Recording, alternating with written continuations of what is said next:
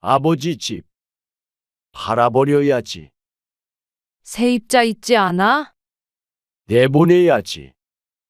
돌아가시기 전에 팔아야 절차적으로 덜 복잡해. 그러겠지. 이따가 부동산에 내놓고 가야겠네. 그런데 그게 지금 시세 알아보니까 7억 정도 하더라고. 그렇게나 올랐어? 그렇다더라고. 그러면 셋이 똑같이 나누면 되지. 지금 이게 아버지 돌아가실지도 모르는 마당에 할 얘기가 맞아? 그리고 아버지 들으시면 어쩌려고 여기서 그런 말을 해? 아, 마음의 준비를 하라고 했다며? 돌아가신다는 말 아니야. 그래서 다 같이 모인 김에 상의하자는데 그게 그렇게 정색할 일이야. 아주 지 혼자만 효자야. 오늘 이야기 속 주인공은 62세 성인정 씨입니다. 그리고 그녀의 남편과 시아버지, 그리고 남편의 형제들에 관한 이야기이죠. 송 씨는 남편의 형제들을 보며 인간의 추악함을 확인하게 되었습니다. 송 씨도 자식들을 키웠지만 부모 자식 간의 사랑이라는 것이 이렇게 일방적인 것이라고는 생각하지 못했던 송 씨는 병상에 누워있는 시아버지가 참 딱했습니다.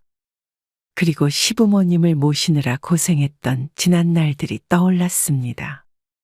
후회되지는 않았습니다. 송 씨나 남편이 아니었다면 시부모님은 진작에 자식들에게 재산을 뺏기고 버려졌을 듯 했습니다. 그게 자식을 가진 부모가 겪을 수 있는 일이라고 생각하면, 그렇게 자식에게 헌신하며 살던 부모에게 벌어진 일이라고 생각하면 자식이라는 게 참 부질없는 존재가 아닌가 싶었습니다. 부모가 요양병원에 입원해 있을 땐 이런저런 핑계로 찾아오지도 않더니 마음의 준비를 해야 한다고 하자 득달같이 달려들어 재산 얘기부터 하는 자식들. 송 씨는 자식이 아니라 아기들을 본 것 같았습니다. 그리고 그런 자식들에게 시아버지가 선언했습니다. 재산을 모두 사회에 환원해 버리겠다고 말이죠. 하지만 시아버지와 송 씨 부부 사이에는 형제들도 모르는 비밀이 있었습니다. 그래서 시아버지의 그 말이 송 씨는 하나도 무섭지 않았습니다. 송 씨의 남편은 세 남매 중에 막내였습니다. 위로는 큰형님과 누나가 있었습니다. 나이는 모두 2~3살 터울인지라 어렸을 적엔 서로 가까운 편이었죠. 지금은 그렇지 않지만 송 씨가 처음 결혼했을 때까지만 하더라도 왕래가 많고 가족 행사도 많았습니다. 그래서 신혼 때는 막내 며느리인 송 씨도 고생을 좀 하기도 했습니다. 하지만 그런 가족 관계는 송 씨가 결혼한 지 10몇 년, 거의 20년이 됐을 쯤 소원해지기 시작했습니다. 시어머니가 암투병을 하면서 말이죠. 어머님 병원에 모시고 가야 하는데 이번에는 회사를 쉴 수 없을 것 같아서요. 형님이 가주실 수 있을까요? 아니, 도련님도 있는데 왜 나한테 연락을 했어? 저희 남편도 올해 몇 번을 쉬었는지 몰라요. 에이, 나도 그러고 싶은데. 그렇게 멀리 어떻게 가? 그래도 1시간 거리는 오갈 수 있는 거 아니에요? 자식이잖아요. 뭐 아들 며느리라면 다 그래야 해? 그런 의무가 어디 있어? 그러는 저희는 무슨 의무로 매번 이러는 건데요. 왜 저희만? 그렇게 억울하면 아가씨한테 전화해봐. 이미 했어요. 왜? 뭐라는데? 바쁘다고 그러죠. 바쁘긴 바쁠 거야. 워낙 직장일이 많대잖아. 그러면서 서둘러 전화를 끊어버리는 큰동서. 송 씨는 전화를 붙잡고 억울한 마음에 가슴을 쳤습니다. 그러자 남편이 그런 송 씨의 어깨를 두드리며 말했습니다. 내가 형님한테 이미 물어봤다니까 그러네. 아니, 너무한 거 아니야? 송 씨가 남편에게 버럭 성질을 내자 남편이 죄스럽다는 듯이 고개를 숙였습니다. 내가 회사에 말해서 오전에 다녀올게. 그러다가 당신 회사에서 잘리겠어? 누군 안 바빠? 누군 일 안 하냐고. 미안하다. 그런 남편을 보며 송 씨도 답답했지만 안쓰럽다는 생각도 했습니다. 이따가 아버님한테 다녀올게. 내가 갈 테니까 당신은 집에 있어. 그럼 같이 가. 그래도 가서 챙겨드려야 할 것들이 있으니까. 고마워, 여보. 누그러진 송 씨의 말투에 남편이 젖은 음성으로 대꾸했습니다. 시어머니가 수술을 받고 여러 차례의 항암 치료 후에 또 암이 재발한 지 반년이 됐습니다. 그 사이에 병원에 모시고 가는 건 대부분 송 씨 부부가 했고, 재발하고 나서 시어머니가 입원했을 때도 그 뒷바라지는 송 씨와 남편의 몫이었습니다. 시아버지가 있었지만 시아버지조차 건강이 좋지 않아 시어머니를 돌봐주기는커녕 오히려 돌봄이 필요한 상태였죠. 큰형님은 1시간 거리에 살아서 거의 오지 않았고, 시누이는 바쁘다는 이유로 이리저리 빠져나기 바빴습니다. 하지만 좋은 마음으로 했던 일도 몇 년간 지속되면 지칠 수밖에 없었습니다. 송 씨도 사람인지라 가끔 이렇게 남편과 언성을 높일 때도 있었죠. 하지만 자식이 셋인데 그 중에 둘이 나 몰라라 하니 하나 남은 남편이라도 할 일은 해야 했습니다. 그래도 지난 10몇 년간 송 씨에게 좋은 시부모였기에 참고 할 수가 있었습니다. 아버님, 이거 반찬 좀 챙겨왔어요. 아, 괜찮대도 가지고 왔어. 아버지, 허리는 어떠신데요? 괜찮지 뭐. 날 추워졌어요. 이불 바꿔서 덮으셔야 해요. 송 씨의 남편이 장롱에서 두꺼운 이불을 꺼냈습니다. 그리고 이부자리를 새로 받습니다. 송 씨는 남편이 옆에 꺼내놓은 이불을 세탁기에 돌렸습니다. 그리고 앉아서 1시간가량 대화를 나누다가 이불 빨래를 널고 시아버지 집에서 나왔습니다. 애미야. 그런데 그런 송 씨 부부를 시아버지가 급히 따라 나왔습니다. 허리 아픈데 왜 나오세요? 남편의 말에는 아랑곳하지 않고 시아버지가 들고 나온 무언가를 송 씨의 손에 쥐어주었습니다. 이거 가지고 가라. 이게 뭐예요? 어여 가. 시아버지에게 등 떠밀려서 차에 올라탄 송 씨. 차는 출발했고 송 씨는 봉투를 열어보았습니다. 어머나, 왜, 뭔데 그래? 돈인데. 두툼한 봉투 안에는 수표가 들어 있었습니다. 100만 원짜리 3장이었죠. 어쩐지 송 씨는 눈물이 찔끔 날 것 같았습니다. 낮에 남편과 티격태격했던 일이 떠올라 죄송스러운 마음이 들었습니다. 액수에 상관없이 자식이 고생하는 걸 알아주니 감사했습니다. 송 씨 부부는 시어머니가 입원해 있는 동안 병원에 드나들고 회사에도 출근하고 또 퇴근 후에 시아버지도 챙기며 지냈습니다.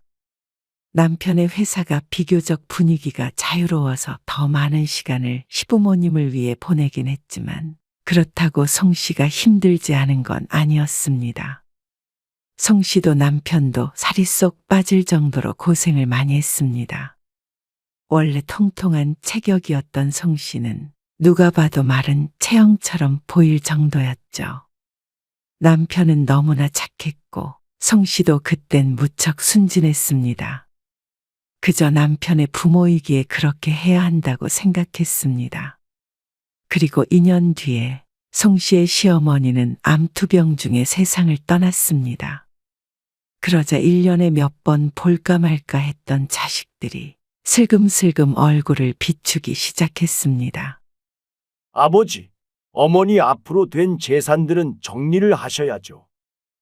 무슨 재산? 시아버지의 기가 막힌 음성에 큰아들은 비굴한 투로 말했습니다. 어머니 앞으로 된 재산 하나도 없어요. 그런 거 없다. 그리고 딸도 찾아왔습니다. 엄마 보험금 나온 거 있잖아. 나도 자식이니까 좀 줄 수 없어? 보험금을 달라고? 요즘 생활이 좀 빠듯하네. 돈이 생겼다는 사실에 하이에나처럼 달려드는 자식들을 보던 시아버지의 눈빛은 텅 비어 있었습니다. 그러고는 차가 오래돼서 바꾸려면 목돈이 필요하다는 딸. 그런 거 없다. 시아버지는 그런 딸을 쫓아내버렸습니다. 그리고 반찬을 챙겨주기 위해 와 있던 성씨가 그 옆에서 그 모습을 지켜봤습니다. 신우이가 성씨를 노려보고는 나가버렸습니다. 결혼할 때 성씨네도 그랬지만 자식들 셋이 똑같이 1억씩 받아서 결혼했습니다. 그런데 어머니 돌아가시고 눈물 자국이 마르기도 전에 돈 타령을 하는 자식들이 한심하게 보였습니다. 그런데 짧은 시간에 아내를 잃고 자식들의 추한 꼴을 본 시아버지가 충격이 컸는지 건강이 급격히 악화되었습니다. 그래서 누군가가 모시고 살아야 하는 상황이 되었죠. 우선은 살던 아파트는 월세를 주고 그 월세로 병원비나 생활비를 대기로 했습니다. 형님한테 물어봤어? 어젯밤에 통화했어. 뭐라 그래? 송 씨는 어쩐지 답을 듣지 않아도 알 것 같은 기분이었습니다. 힘들다 그러네. 왜? 언제는 멀어서 안 된다더니 모시고 사는 거면 거리도 상관없잖아. 둘째가 수험생이라고. 뭐? 남편이 괴로운 한숨을 내쉬며 머리를 쥐어뜯었습니다. 누나한테도 연락해봤는데 안 된다 그러지? 바쁘다고? 그래, 집에 있는 시간이 없으니까 돌봐줄 수도 없다고 그러더라. 어떻게 인간들이 그러냐? 송 씨는 놀랍지도 않았습니다. 그렇게 부모 생각을 하는 사람들이었으면 진작에 잘했을 것이었습니다. 따로 살 때도 제대로 들여다보지도 않았는데 하물며 같이 사는 건 상상도 하고 있지 않을 것이 분명했죠. 월세를 받아도 시아버지가 쓰는 생활비나 병원비 등 나가는 돈을 생각한다면 득이 될 게 없다고 생각한 듯 했습니다. 아니, 매달 100만 원씩 월급을 준다고 하더라도 수락할지 의문이었습니다. 큰형과 누나 모두 아버지를 나몰라라 했습니다. 신우이는 아들이 둘이나 있는데 왜 딸이 모셔야 하냐며 따지기까지 했다고 했습니다. 어려서 그렇게 시부모님에게 이쁨을 받았다더니 그런 시절 같은 건 까맣게 잊은 듯 했습니다. 그러면 어떻게 해야 해? 당신 몸도 안 좋은데 나도 일을 그만둘 수도 없고. 하늘의 장난인지 다른 형제들은 몰랐지만 송 씨의 남편 또한 몸이 좋지 않았습니다. 신경을 많이 써서 그런지 위험은 달고 살았고 자연스럽게 면역이 떨어졌습니다. 그래서 수시로 병원에 드나들게 되었는데 이런 상황에서 아버지까지 모시고 살기엔 부담이 있어 보였습니다. 남편도 힘들 것이고 자연스레 그 부담이 송 씨에게까지 이어질 것이었으니 말이죠. 남편은 송 씨에게 아버지를 모시고 살자는 말은 입 밖에도 꺼낸 적이 없었습니다. 그동안 했던 희생이 있으니 차마 그런 부탁까지는 하지 못하는 듯 했죠. 남편은 아버지를 요양병원에 모시는 게 좋지 않을까 하고 조심스럽게 말을 꺼냈습니다. 그렇지만 옆에서 들여다봐 줄 사람이 있다면 충분히 집에서도 생활이 가능한 상태이기 때문에 차마 요양병원에 입원시킬 수는 없었습니다. 그렇게 며칠간 고민을 하고 있는데 이미 임시로 송씨네 집에 와 있던 시아버지가 갑자기 송씨를 불러 말했습니다. 애미야, 나는 그냥 혼자 살란다. 한 번도 그런 내색을 한 적은 없었지만 시아버지도 돌아가는 상황이 어떤지는 눈치를 챈 듯 했습니다. 송씨네 집에 와 있는데도 전화 한 통 없는 다른 자식들을 보면 뻔했죠. 어떻게 혼자 지내세요? 안 그러면 요양원이든 어디든 넣어줘라. 무슨 말씀이세요? 여기서 지내시면 되지. 송 씨는 시아버지에게 단호하게 말했습니다. 오늘 아침까지만 해도 고민을 했던 것이 무색하게 함께 살자는 말이 튀어나왔습니다. 그런 송 씨의 말에 남편도 놀랐습니다. 짐 옮겨오고 가구 같은 건 다 처분할게요. 부동산에 내놔서 세입자 구할 거고요. 시아버지도 정말로 요양병원에 들어가고 싶은 마음은 아니었습니다. 몇 번을 사양하다 결국 송 씨의 말을 수락한 것을 보면 말이죠. 아버지, 세입자가 보증금을 높이고 월세를 낮추자고 해서 그러자고 했어요. 아버지 통장으로 입금됐을 거예요. 보증금은 2억이 시아버지의 계좌로 들어갔습니다. 그 말을 듣고 시아버지는 잠시 생각에 빠졌습니다. 그리고 며칠 뒤에 송 씨를 조용히 불러 계좌번호를 물어봤습니다. 제 계좌번호요? 그래? 그건 왜 물으세요? 아, 그냥 용돈 좀 주려고 그러지? 에이, 필요 없어요. 하참. 어서 불러보래도. 시아버지의 성화에 송 씨가 계좌번호를 종이에 적어 주었습니다. 그리고 다음 날 송 씨의 계좌에 300만 원이 들어왔습니다. 아니, 아버님. 왜 이렇게 많이 주셨어요? 그러자 시아버지가 놀라운 말을 했습니다. 이제부터 다달이 300만 원씩 입금하마. 시아버지는 생활비와 월세 명목으로 매달 돈을 주겠다고 했습니다. 내가 마음 같아서는 이 2억 전부 붙여주고 싶은데 내 친구가 그러는데 그렇게 하면 안 된다고 하더라고. 그러니까 다달이 줄 테니까 너희는 이 돈으로만 생활해. 그리고 내 생활비는 내가 알아서 할 테니까 말이야.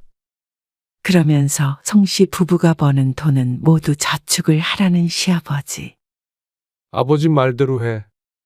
송 씨는 사양했지만 남편은 적극적으로 그러자고 했습니다. 주신 건 받아도 된다며 말이죠. 받으면 꼭 써. 알겠지? 혹시 몰라서 몇 달 모아두었지만 시아버지에게 한 소리 듣기만 했습니다. 생활비로 써버리라는 말에 얼떨결에 그렇게 되었습니다. 정작 시아버지에게 나가는 돈은 따로 시아버지가 직접 썼고 병원비도 대부분 월세 안에서 해결했죠. 그렇게 5년 정도 시아버지를 모시고 살자 계산해보면 그 돈이 거의 2억 정도가 됐습니다. 2억을 고스란히 주고 싶었다던 시아버지의 말이 실현이 된 것이었습니다. 그 돈 덕에 꾸준히 저축한 송 씨는 경제적으로 무척 여유로워졌습니다. 그렇다고 해서 고생스럽지 않은 건 아니었습니다. 맞벌이를 하기 때문에 늘 시간에 쫓겼고 시아버지 병수발 들고 때 되면 병원에 모시고 다니는 일은 겪어보지 않은 사람은 할 수도 없는 일이었습니다. 부모가 아니라면 엄두도 못 냈을 것이었죠. 그동안에 큰아들이나 딸은 1년에 한 번 얼굴을 비출까 말까였습니다. 거의 남이나 마찬가지로 살았습니다. 그런데 그렇게 시아버지를 모시고 사는 것도 끝이 났습니다. 돌아가신 것은 아니었고 더 이상 집에서 모실 수 없을 정도로 건강이 악화되어서였죠. 요양병원에 모시기로 했어. 그래. 잘 생각했다. 너무 고생스럽잖냐? 그래서 병원을 좀 알아봐야 되는데. 병원? 그래. 잘 알아봐. 형도 좀 알아봐. 내가? 그런 건 네가 더 잘할 거 아니야. 난 그쪽 동네도 잘 모르고. 형이 그래도 장남인데 아버지 걱정되지도 않아? 네가 있는데 내가 뭘 걱정을 하냐? 듬직한 막내 아들이 있는데. 남편은 전화를 끊어버렸고 그 옆에서 송 씨도 한숨만 내뱉었습니다. 결국엔 송 씨 부부가 집 근처의 요양병원을 알아보았습니다. 그리고 시아버지는 입원하게 되었습니다. 한 번 안 오세요? 아, 바빠서. 한번 갈게. 입원한 지 3개월째. 입원하는 날 올라왔던 큰아들과 딸은 그 뒤론 발길이 없었습니다. 송 씨가 신우이에게 전화를 걸었더니 바쁘다는 말만 돌아왔습니다. 이제는 더 이상 바랄 것도 없었습니다. 시아버지도 큰아들과 딸을 찾지 않았습니다. 이제는 연이 끊어졌다고 생각하고 있는 듯 했습니다. 이제는 형님이나 누나한테 전화 걸지 마. 아버님 자식은 당신 하나라고 생각하고 살자. 송 씨도 그나마 남아있던 희망도 접어버렸습니다. 그게 차라리 마음이 편할 것 같았습니다. 그리고 불행인지 다행인지 모르겠지만 송 씨의 시아버지는 10년 가까이 요양병원에서 생활했습니다. 더 이상 치료는 힘들고 마음의 준비를 하셔야겠습니다. 의사의 말에 송 씨와 남편은 망연자실한 채 앉아 있었습니다. 이제 어느새 90세가 된 시아버지. 오래 살았으니 갈 때도 됐다 하면 할 말은 없었지만 가족 입장에서는 그렇게 생각하기 힘들었습니다. 설령 100세가 되었어도 말이죠. 그제서야 송 씨의 남편이 형님과 누나에게 전화를 걸었습니다. 2년 전 명절 전에 한 번 오고는 발길을 끊었던 형제였죠. 그리고 전화를 한 지 3일 만에 남매가 병원으로 찾아왔습니다. 그래서 오랜만에 다 같이 한자리에 모이게 되었습니다. 아버지 집 팔아버려야지. 잠든 아버지를 두고 그 옆에서 작은 회의가 열렸습니다. 세입자 있지 않아? 그래도 팔아야지. 그리고 그 대화를 듣던 송 씨와 남편이 기가 막힌 표정을 지었습니다. 자식들에게 마음의 준비라는 게 서로 다른 의미로 다가오는 듯 했습니다. 돌아가시기 전에 팔아야 절차적으로 덜 복잡해. 그러겠지. 이따가 부동산에 내놓고 가야겠네. 그런데 그게 지금 시세 알아보니까 7억 정도 하더라고. 그렇게나 올랐어? 그렇다더라고. 그러면 셋이 똑같이 나누면 되지. 당장 팔아버리자는 말에 어이가 없었지만 똑같이 나누자는 말도 송 씨 부부가 듣기에는 기가 찼습니다. 지금 이게 아버지 돌아가실지도 모르는 마당에 할 얘기가 맞아? 그리고 아버지 들으시면 어쩌려고 여기서 그런 말을 해? 송 씨의 남편이 울분에 차서 말했습니다. 그러자 도리어 큰아들이 화를 냈습니다. 마음의 준비를 하라고 했다며. 돌아가신다는 말 아니야. 그래서 다 같이 모인 김에 상의하자는데 그게 그렇게 정색할 일이야. 아주 지 혼자만 효자야. 그래. 똑같이 셋이 나누면 돼. 너는 우리 말대로 처리해 그냥. 7억이니까 2억 조금 넘게 가져갈 수 있나? 이것저것 처리해도 2억은 되지. 진짜 너무 하신 거 아니에요? 아버님 아프신 동안. 아니, 어머님 편찮으실 때도 도대체 자식으로서 한 게 뭐가 있다고 뒤늦게 나타나서 이러시는 거예요? 병원에 한몫 챙기러 오셨어요? 아니, 옳게 말을 웃기게 하네. 자식들 얘기하는데 왜 끼어들고 그래? 그 말에 기가 막혀 있자 남편이 버럭 화를 냈습니다. 누나가 자식이야? 그리고 형이 무슨 자식이야? 자식 노릇은 집사람이 다 했는데 왜 끼어드냐고? 말이면 단 줄 아나. 뭐야? 너는 올케가 그러면 말릴 생각을 해야지. 그러자 누워있던 시아버지가 조용히 입을 열었습니다. 다들 조용히 해라. 모두가 깜짝 놀라서 침대를 쳐다보았습니다. 아버지, 계셨어요? 아니, 정정하시네.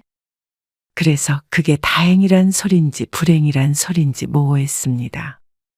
월세 보증금 2억 받은 건 내가 써버렸고 그 집에 대출도 있어서 팔아도 4억이나 나올까 모르겠다. 7억이 갑자기 4억이 됐단 말에 큰아들이 기함을 했습니다. 아니, 뭐라고요?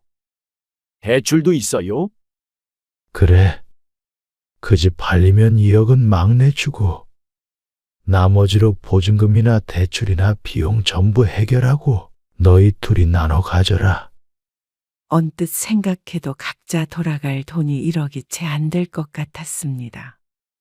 그러자 다들 반발이 심했습니다. 아버지, 너무하신 거 아니에요?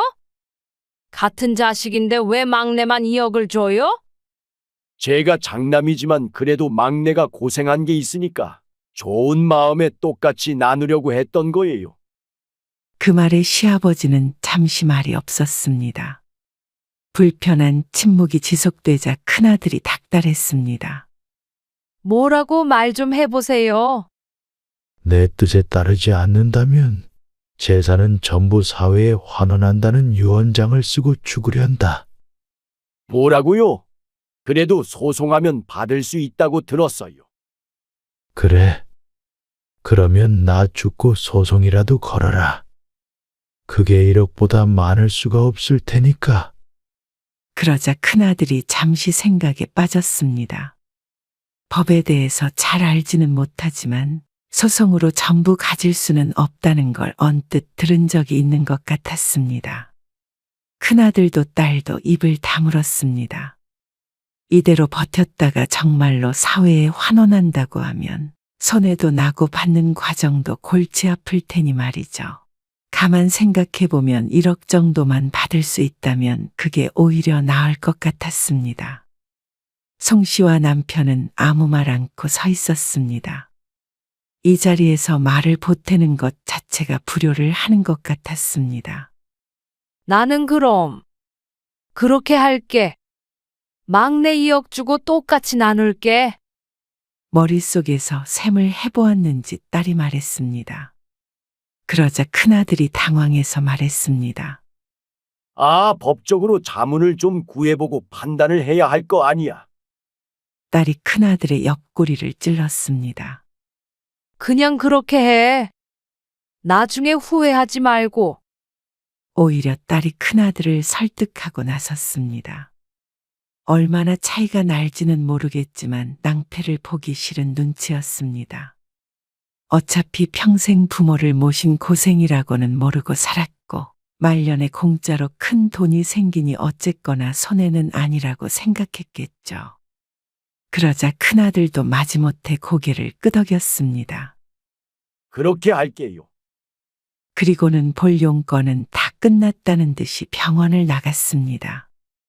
건강 잘 챙기라는 의미 없는 말 한마디만 남기고 말이죠.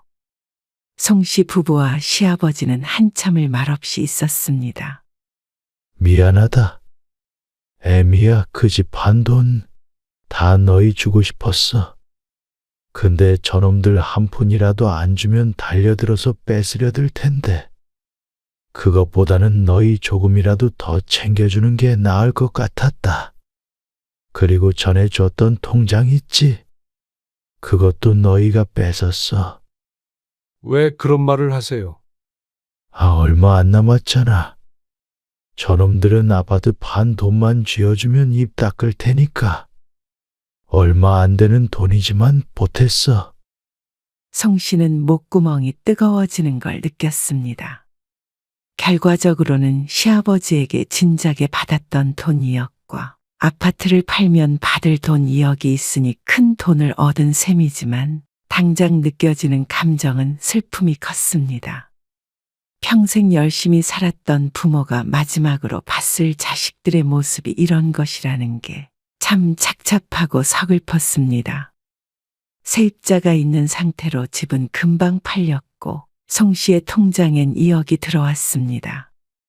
그리고 나머지 돈으로는 세금과 병원비, 그리고 시아버지의 신상을 정리하는 데 쓰인 뒤에 큰아들과 딸에게 분배되었습니다. 두 자식은 골치 아픈 일 없이 큰 돈이 생겼다는 사실에 만족하는 듯 보였습니다. 그래도 지난 10수년 동안 송 씨 부부가 고생했다는 사실을 알긴 하는지 송 씨가 2억을 받은 데에 대해서는 더 이상 말은 없었습니다. 그리고 한 달이 채 안 돼서 시아버지는 세상을 등졌습니다. 송 씨는 경제적으로는 무척 여유가 생겼지만 헛헛한 기분에 한동안 정신을 차리지 못했습니다. 그건 남편도 마찬가지로 보였습니다. 시아버지의 죽음을 계기로 자식이 무엇인지에 대해 생각하게 되었습니다. 사람 같지 않아 보이던 그 역겨운 얼굴들과 목소리. 가끔 꿈에 나오면 벌떡벌떡 잠에서 깰 정도였습니다. 오랫동안 시부모님을 보살펴온 입장으로서 그 모습이 나중에 내 말년인 것처럼 감정이 이입되었습니다. 마지막까지 송 씨와 남편의 손을 꼭 붙잡으며 돌아가셨던 시아버지의 모습을 떠올리니 또다시 눈시울이 붉어졌습니다. 그동안 고생했다며 송 씨의 손을 두드리는 힘없는 손길이 지금도 생생했습니다. 그 당시에는 죽을 만큼 힘들었지만 지금 되돌아보면 당연한 일이 아니었나 싶었습니다. 송 씨의 부모님이 일찍 돌아가셨기에 그 정도로 오랫동안 효도할 기회는 없었지만 부모가 자식을 키운 정성을 생각하자면 자식이 부모의 말년을 지켜주는 건 어쩌면 당연했습니다. 다행스럽게도 그럴 여력이 되었기 때문에 할 수 있었던 일이지만 말이죠. 그리고 통장에 쌓인 돈보다 다행인 게 있다면 송 씨의 자식이 그런 부모를 보고 자랐다는 사실이었습니다. 만약에 우리가 아프면 너희가 돌볼 생각 말고 나란히 요양원에 보내줘. 효심만으로 함부로 할 수 있는 일이 아니니까. 어느 날 송 씨가 지나가는 말로 말했습니다. 보통 고생스러운 일이 아님을 알고 있기에 그런 고통을 송 씨의 자식이 알길 원하지 않았습니다. 그게 부모의 마음이었습니다. 하지만 송 씨의 자식들은 오히려 무심하게 대답했습니다. 당연히 우리가 돌봐야 되는 거 아니야? 그러게. 아직 그럴 날은 먼 것 같지만 자식들이 그런 생각을 가지고 있다는 사실이 감사했습니다. 적어도 남편의 형제들과 같은 자식들은 아닌 것 같았으니 말이죠. 나중에 자식들 고생시킬 마음은 없었지만 이것으로 충분하다고 생각했습니다. 송 씨 부부는 자식으로서 할 일을 다 했고 나중에 눈 감을 때 후회는 없을 것이었습니다. 그리고 모르긴 몰라도 남편의 형제들은 말년에 고통스러운 깨달음이 찾아올 것이었습니다. 그것이 세상의 순리였으니 말이죠.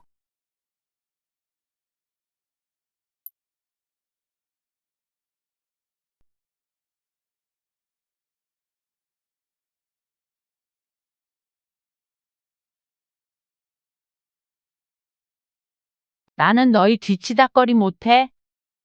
그러니까 어떻게든 둘이 신혼집 구해서 살아봐.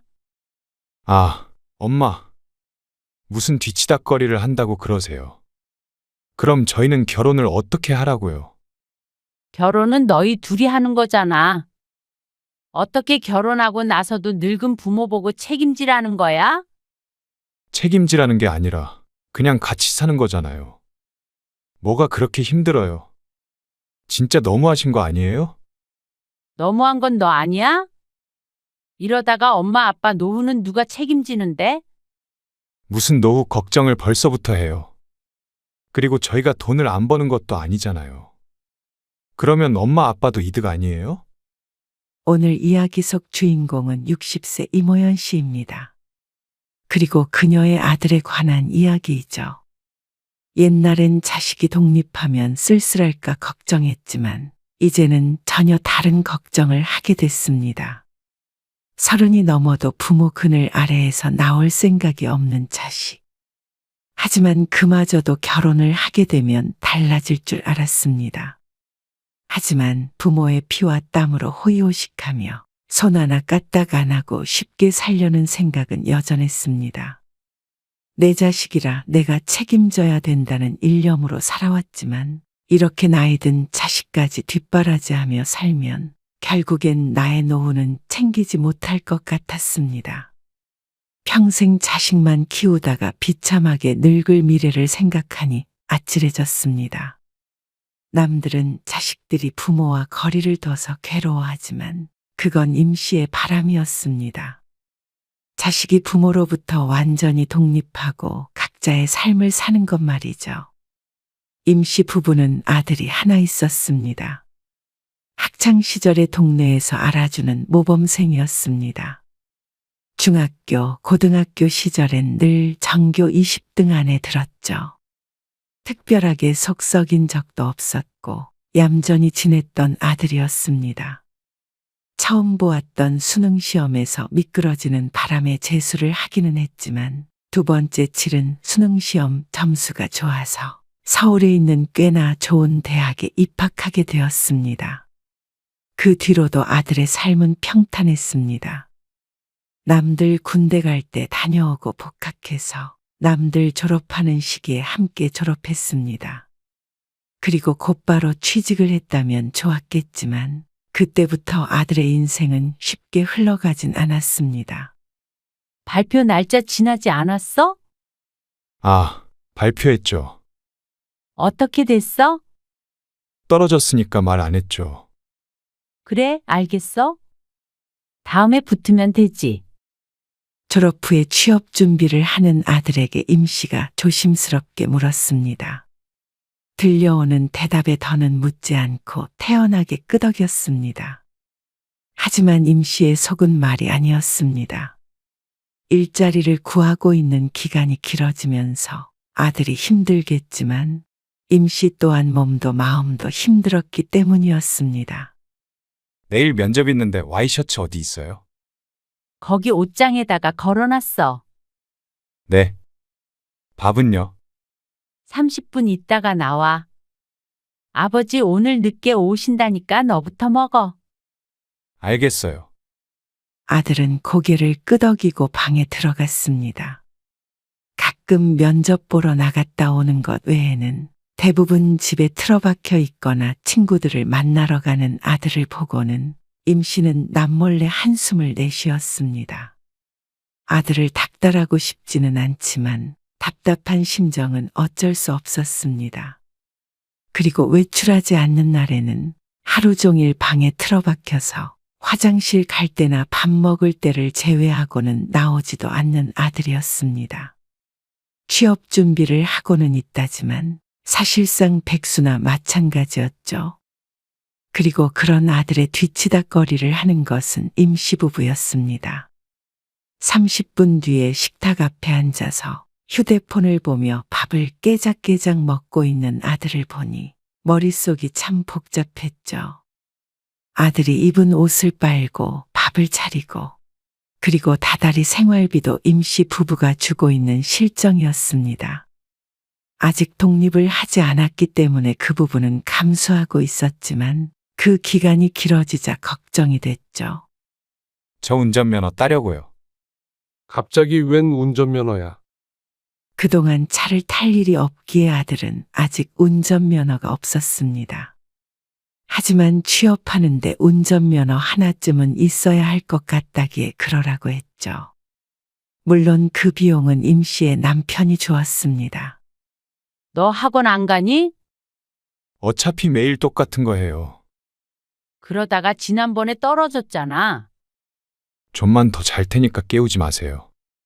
운전면허 학원에 등록을 해줬더니 이 핑계 저 핑계를 대고 가지 않는 아들. 면접에서 자꾸 떨어져서 기가 죽을까 싶어서 그냥 두었더니 이제는 책임감마저 사라지고 있는 듯 했습니다. 물론 아들이 처음부터 그런 것은 아니었습니다. 취업하지 못하고 집에 있는 기간이 1년. 2년이 지나가자 되려 절박함이 없어진 것 같았죠. 그럴 거면 독립해. 그러자 임씨도 남편도 더 이상 두고 볼 수가 없었습니다. 독립이요? 꼭 부모에게 버림이라도 받은 듯한 아들의 표정에 기가 막혔습니다. 너 어차피 집에만 있잖아. 나가서 살면서 아르바이트도 하고 생활비 정도는 혼자 벌어서 써. 제가 집에서 놀고 있는 줄 아세요? 취업하려고 준비하고 있는 거잖아요. 너 새벽까지 게임하는 거 몇 번 봤다? 그러자 말문이 막힌 아들. 임 씨의 남편은 그런 아들에게 윽박을 질렀습니다. 그리고 며칠간 설득해서 결국엔 독립시키게 되었습니다. 아들을 내보내니까 임 씨와 남편은 너무 편했습니다. 오히려 혼자 살면 취업도 더 빨리 될 거야.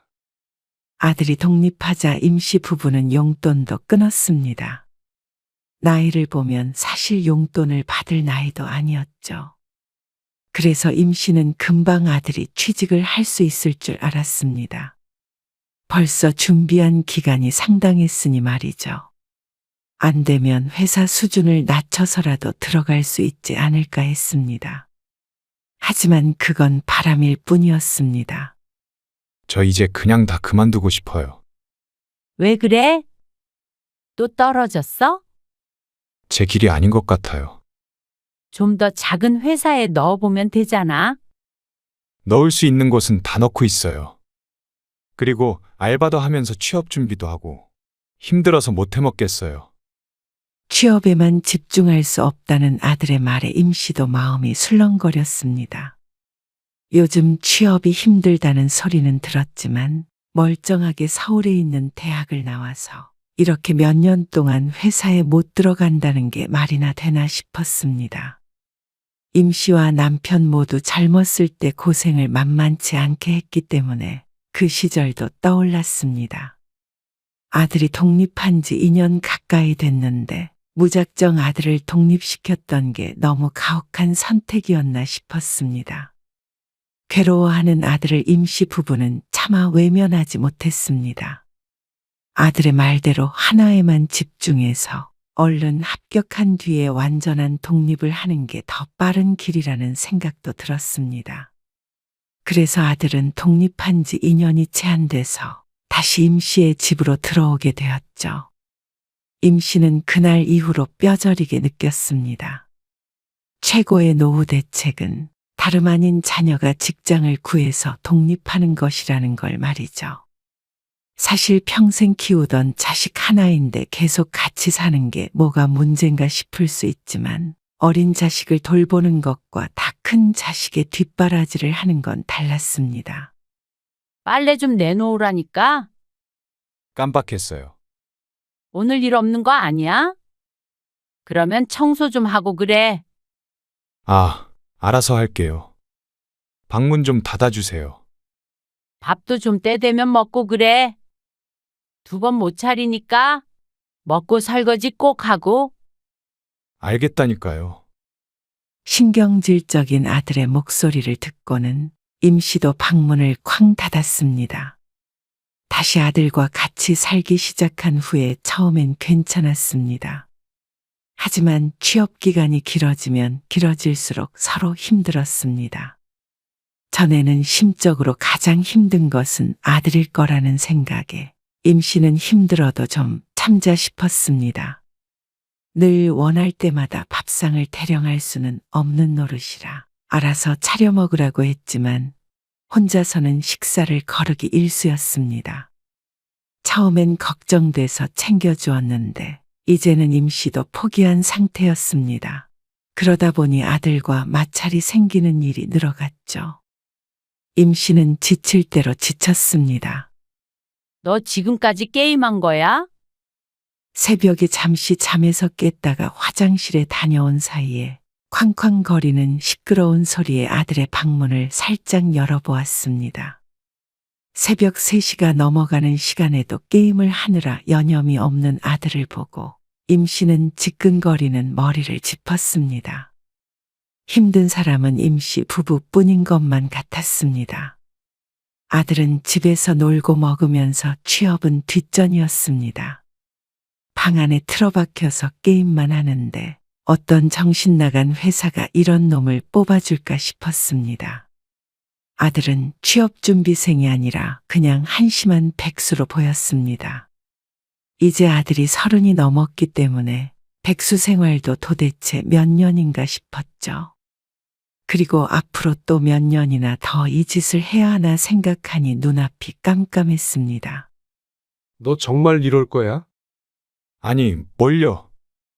왜 이렇게 허송세월을 보내? 시간이 아깝지도 않니? 노는 거 아니에요. 게임 회사라도 취업하려고 그래? 아, 갑자기 왜 그러는데요? 갑자기가 아니라 열심히 노력을 해도 힘든데 이렇게 매일 놀고 먹으면 어떡해?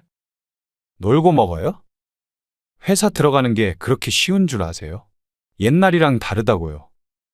그러니까 쉽지 않으니까 좀 더 열심히 살란 말이야. 진짜 잔소리 좀 그만하세요. 숨 좀 쉬고 살려고 잠깐 게임 좀 한 거예요. 엄마 아빠가 저보다 힘들 리는 없잖아요. 어떻게 그걸 단언할 수 있는지.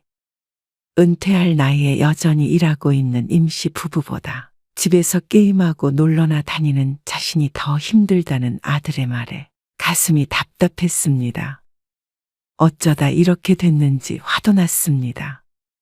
숨. 엄마 아빠도 숨 좀 쉬면서 살자. 이게 독립심 없이 키운 자신의 탓인지 몰랐습니다. 하지만 여기서 뭘 더 어쨌어야 했는지도 알 수 없었습니다. 억지로 독립을 했다가도 돌아온 아들이니 말이죠. 다시 쫓아내. 정신 좀 차리고 살아야지. 나사 빠진 놈. 남편도 그런 아들을 보며 분노했습니다. 아무것도 하지 않고 부모에게 기생해 살려는 아들은 다시 쫓겨나기 일보 직전이었습니다. 그리고 임씨가 딱 미쳐버릴 것 같을 때쯤 35살의 나이의 아들은 드디어 취직을 하게 되었습니다. 거봐요. 회사 잘만 들어갔죠. 취업 준비를 그렇게 오래 해놓고 잘 들어갔다는 소리에 어이없는 웃음이 나왔지만 그래도 결국 그 시간들도 마침표를 찍었구나 생각하니 임씨도 속이 후련했습니다. 그래서 아들의 뻔뻔한 말에도 웃어 넘길 수가 있었습니다. 언제쯤 나가려고 그래? 나가다니요. 아들이 출근을 한 지 3개월쯤 지났을 때 임씨는 기다리다 못해 아들에게 먼저 물었습니다. 그런데 어리둥절한 표정으로 아들이 되물었습니다. 제가 어딜 나가요? 그럼 계속 여기서 살 생각이야? 당연하죠. 혼자 살아보니까 쉬운 일이 아니더라고요. 아들이 독립했던 경험이 없었다면 취직하고 난 뒤에 자연스럽게 나갔겠지만 아들에게 이미 힘든 기억으로 남아있었던 모양이었습니다. 그래서 아들은 자유보다는 안락한 생활을 선택했습니다. 하지만 그건 임시 부부는 전혀 고려하지 않은 선택이었죠. 그래도 세후 월급이 300은 돼야 나가 살든지 하죠. 그러면서 독립할 수 있는 자금이 모이면 나가겠다고 선언했습니다. 네가 곧 40이 다 돼가는데 그 나이에 부모랑 같이 살고 있는 게 이상하지도 않냐? 요즘엔 40 넘어도 같이 사는 사람들 많아요. 요즘 세상엔 그것이 자연스럽다는 아들 때문에 기가 막혔습니다. 이제 회사 다니고 하다 보면 엄마 아빠 힘들게 할 일도 없어요. 그리고 돈 번 지 얼마 되지도 않았는데 무슨 돈으로 나가요? 그래? 그러면 이제부터는 생활비 내고 살아. 생활비요? 임씨의 말에 아들이 잘못 들었나 하는 표정으로 되물었습니다. 그래. 한 달에 적어도 50만 원씩은 내. 아니, 벼룩의 간을 빼먹으세요. 황당하다는 듯이 대꾸하는 아들. 하지만 임씨도 남편도 단호했습니다. 이제 돈도 버는 놈이 밥값은 해야지. 그렇게 안 할 거면 나가서 살고. 같이 살려면 어쩔 수 없다는 말에 아들은 한참 궁시렁거리다가 그렇게 하겠다고 대답했습니다. 그런데 아들에게서 생활비를 몇 번 받아보지도 못하고 아들이 무척이나 갑작스러운 소식을 전했습니다. 내년 초에 결혼하려고요. 뭐? 결혼? 누구랑? 누구긴요. 여자친구랑 하죠. 임씨도 남편도 예상도 못한 말이었습니다. 취업 준비한다고 난리를 치더니 언제 연애를 하고 언제 결혼 생각을 한지 의문이었습니다. 벌써 만난 지 1년이 넘었다는 말에 놀랄 수밖에 없었습니다. 역시나 할 건 다 하면서 살았던 모양이라고 고개를 절레절레 흔들었지만 어쨌거나 좋은 소식은 좋은 소식이었습니다. 김영주라는 아들의 여자친구는 근처 작은 회사에 다닌다고 했습니다.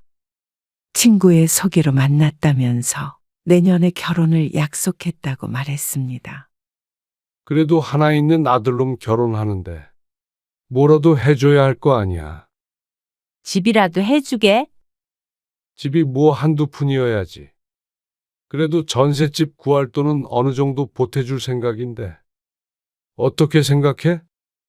임 씨는 여태 끼고 살며 키워준 값을 생각하면 집값은 충분히 된다고 생각했습니다.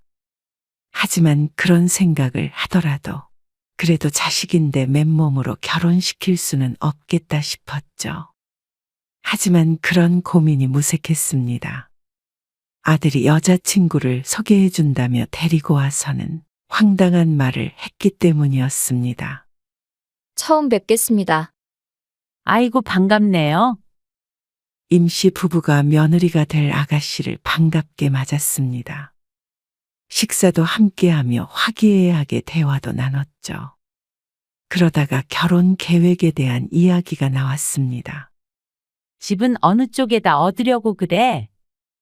전셋값이 얼마나 될지 가늠해 보려고 물어보았는데 돌아오는 대답이 당황스러웠습니다. 아, 그 문제 말인데요. 결혼하면 이 집에 들어와서 살려고요. 이 집? 어리둥절하게 대꾸한 임씨가 남편을 쳐다보자 눈이 마주쳤습니다. 서로의 표정이 왠지 똑같은 듯 했습니다. 여기에 들어와서 살겠다는 말이야? 남편이 묻자 아들이 태연하게 대답했습니다. 그게 좋을 것 같아요. 영주랑 지난번에 상의도 해봤는데요. 둘 다 모아둔 돈도 별로 없고 영준의 부모님도 아직 노후 준비 중이라고 하셔서요. 예비 며느리가 아들 옆에서 민망하다는 듯이 웃었습니다. 모아둔 돈이 없고 집안에서 지원이 없는 것도 심란한 문제였지만 임 씨에게 직면한 가장 큰 문제는 아들네가 결혼해서 임신의 집에 들어와 살겠다는 것이었습니다. 차라리 여유가 없으니 조금 더 보태달라고 했다면 고심했을 텐데 아무런 거리낌 없이 이곳에서 산다는 말에 어처구니가 없었습니다. 무슨 말을 하는 거야? 요즘 내 집 마련이 얼마나 힘들어요. 그걸 몰라서 묻는 게 아니었습니다. 아무리 그래도 신혼인데 시부모랑 같이 사는 게 좋겠니? 임 씨가 예비 며느리를 보며 말했습니다. 그런데 예비 며느리도 아들과 같은 뜻인 것 같았습니다. 저는 괜찮아요. 옆에서 남편이 속마음을 숨기지 못하고 허허하며 한숨을 쉬었습니다. 그러지 말고 엄마 아빠가 조금 보태줄 테니까 대출 좀 받아서 전셋집이라도 구해. 대출이요?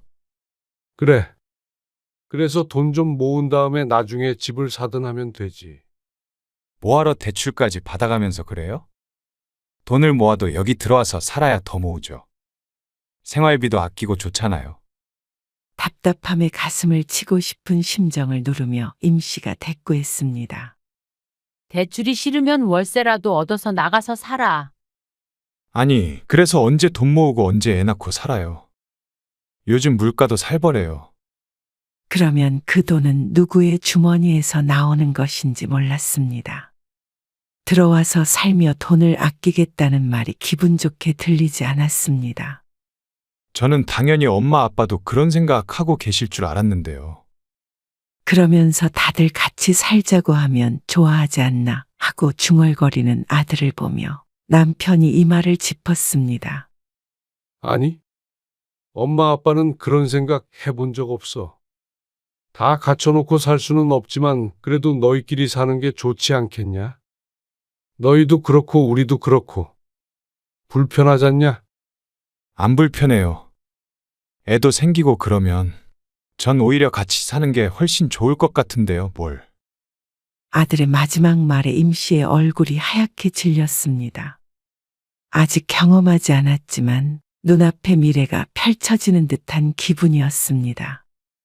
그건 힘들 것 같다. 천천히 집 구해봐. 내년에 한다며 결혼도. 그러자 아들이 이해할 수 없다는 듯한 표정을 지었습니다.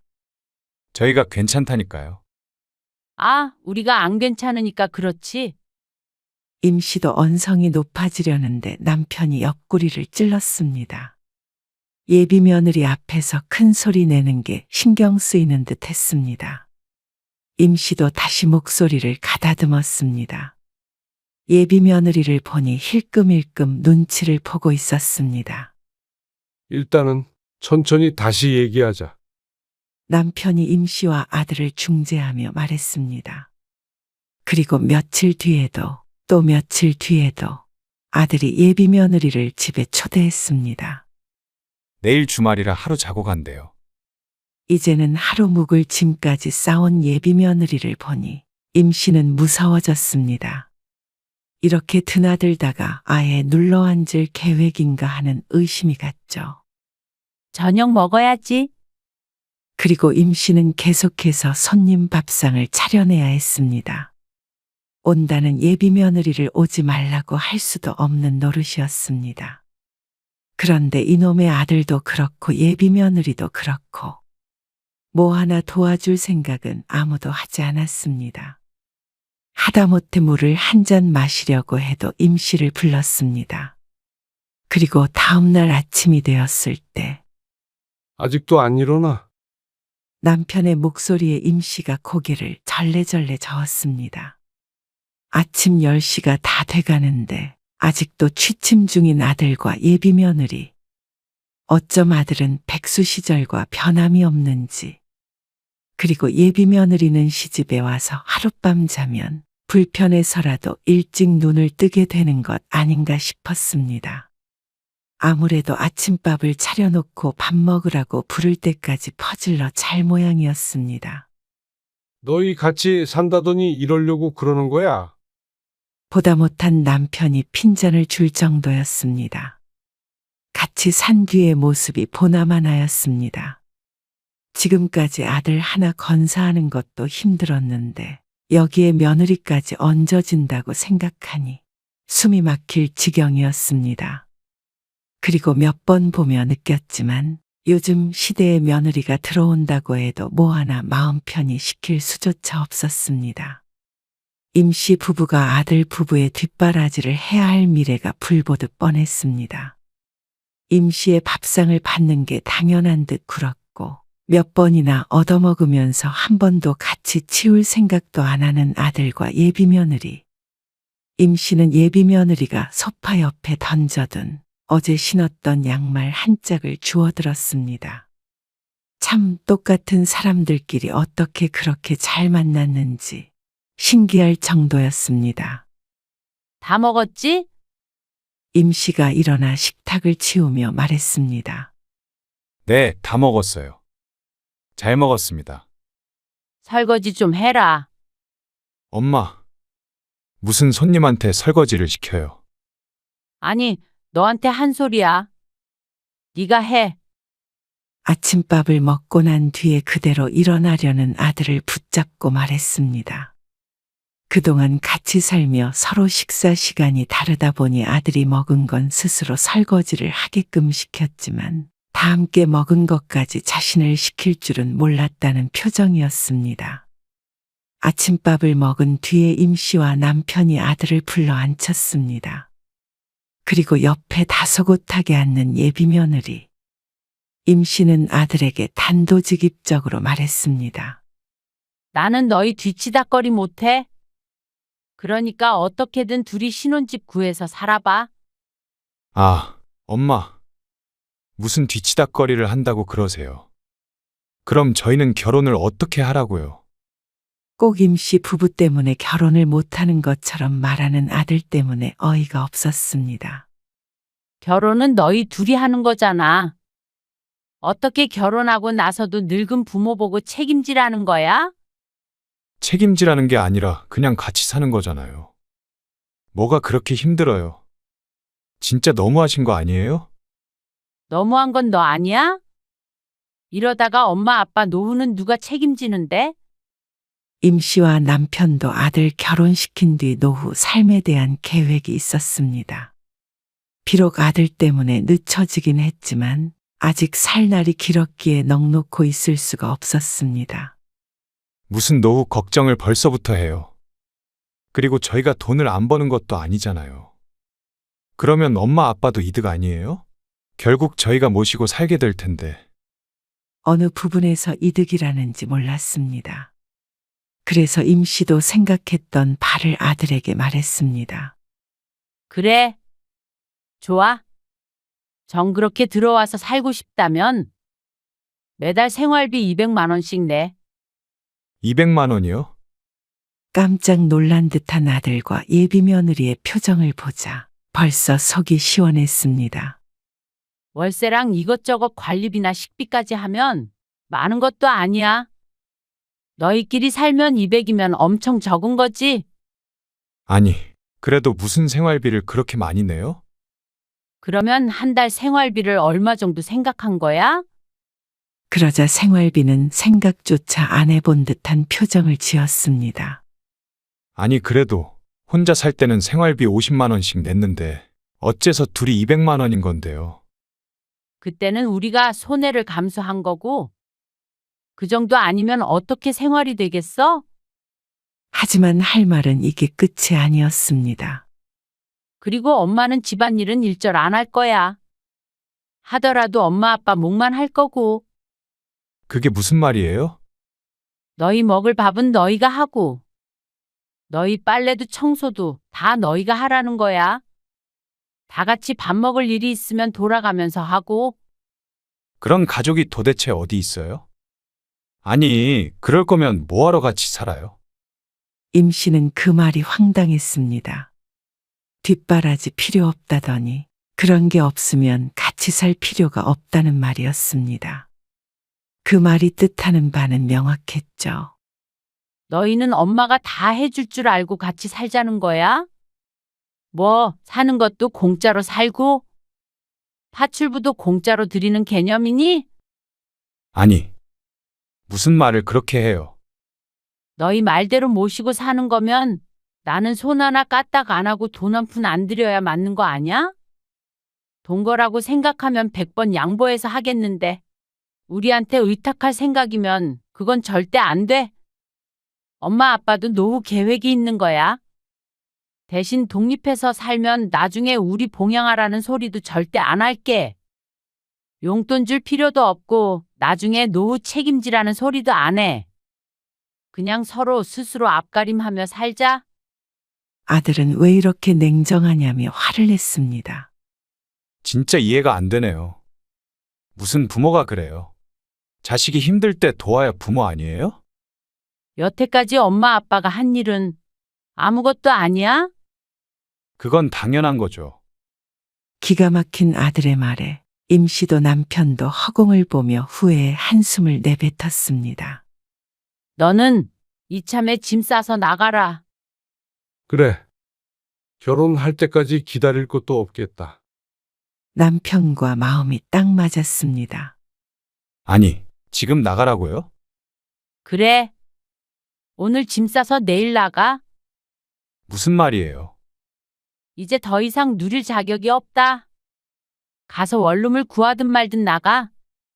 그리고 결혼할 때 엄마 아빠 도움도 바라지 말고. 아들은 예비 며느리 앞에서 창피를 준다며 가방에 옷까지 몇 개를 챙겨서 나갔습니다. 그 뒤를 예비 며느리가 따랐습니다. 그리고 임 씨는 그런 아들을 붙잡지 않았고 오히려 아들 짐을 전부 꺼내놨죠. 결혼도 알아서 하라 그래. 어차피 결혼까지는 한참 남았기에 그때까지 같이 돈을 모으면 월세 보증금 정도 마련하는 건 어려운 일도 아니었습니다. 다 큰 자식 힘들게 살까 걱정도 이제 그만 둘 생각이었습니다. 지지고 볶으며 잘 살든 말든 아들이 알아서 할 문제였습니다. 부모의 도움을 고마워한다고 하더라도 힘들겠지만 도무지 자신이 얼마나 많은 걸 누리며 살았는지도 모르고 고마운 줄 모르는 아들이 괘씸했습니다. 아들이 완전히 자리 잡는 것까지 기다리다가는 임씨 부부가 길거리에 나앉게 생겼죠. 그래서 임씨 부부는 아들 결혼에 아무것도 보태주지 않을 작정이었습니다. 35가지 키워준 돈이면 집 한 채는 사고도 남았으니 말이죠. 다음날 아들에게 바깥에 꺼내놓은 짐들의 사진을 찍어 보내자 불이 나게 달려왔습니다. 그러고는 임씨에게 따져 물었습니다. 엄마, 아빠, 부모님으로서 정말 너무한 것 같네요. 그런 아들에게 남편이 말했습니다. 그러면 너는 자식으로서 너무한다고 생각 안 하냐? 아들에게 더 이상 말은 하지 않았습니다. 자식에게 효도를 바란 것도 아니었는데 이렇게 말년을 피폐하게 만들 줄은 몰랐습니다. 임씨도 아들이 결혼만 하면 끝날 것이라고 생각했으니 말이죠. 아들이 차를 불러 짐을 챙겨갔습니다. 강제적으로 독립을 한 셈이었습니다. 아들이 나간 자리를 둘러보곤 임씨는 씁쓸함이나 슬픔보다는 수십 년 묵은 체증이 내려간 듯한 기분이 들었습니다. 그리고 진작 다 큰 자식을 내치지 못해서 이렇게 된 것 같아서 너무나도 후회스러웠습니다. 품에 끼고 산다고 잘 되는 게 아니었는데 말이죠. 하지만 이제라도 아들이 자신의 인생을 책임감 있게 살았으면 했습니다. 고생을 하더라도 스스로의 힘으로 살아가야 했습니다. 그리고 임씨 부부도 자식에게 독립하게 되는 기회가 되었습니다. 그리고 다시는 이런 실수를 하지 않도록 다짐 또 다짐할 뿐이었습니다.